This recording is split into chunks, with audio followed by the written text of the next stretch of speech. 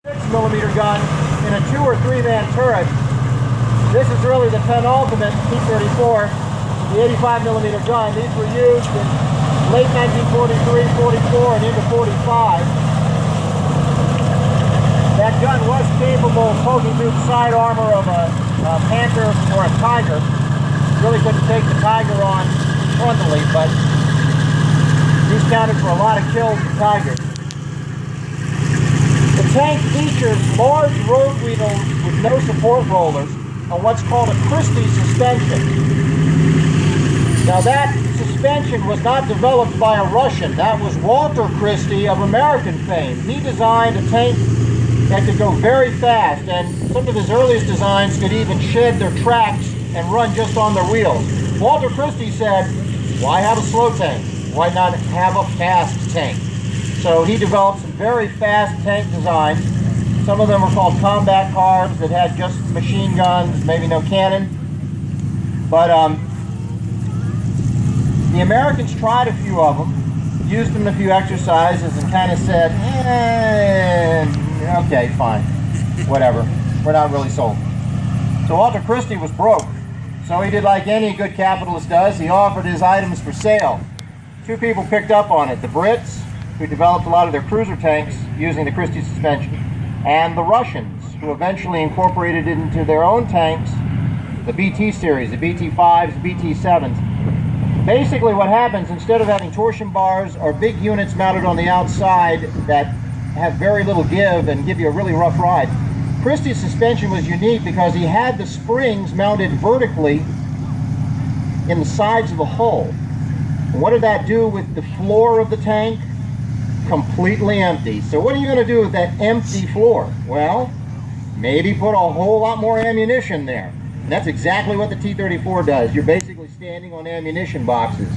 All of the spring work for the tracks is mounted in the hull sides.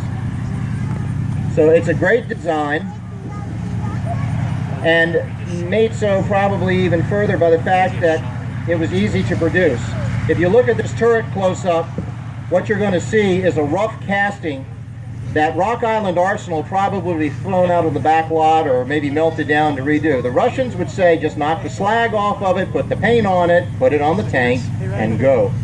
And that's how they made 80,000 of these. We get a lot of questions, you know, hey, why don't you have some German tanks like a Tiger? Well, you know, there were 485 King Tigers made, Tiger 2s. There were, I think, 1,700 Tiger 1s. 80,000 of these. And tanks that are simple to produce, like these at 80,000, or Shermans, 50,000. That's what wins wars. Numbers. You know, there's a certain superiority in just sheer numbers. These tanks were used after World War II, not only by the Russians, but also by folks like the North Koreans.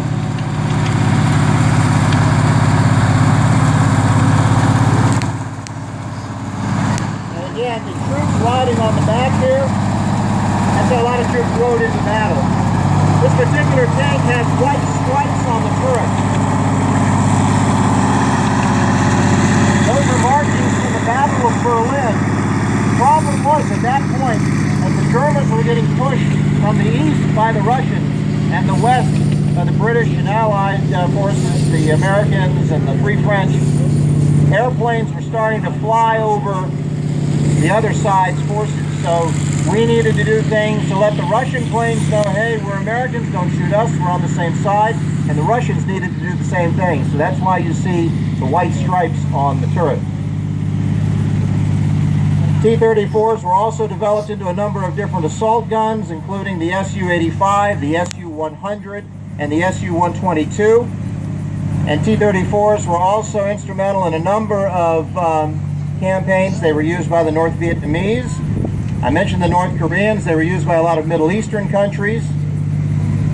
Some were captured by the Israelis and put in their museum in Latrun. There are also many of these tanks that were used in places in Africa, like Angola.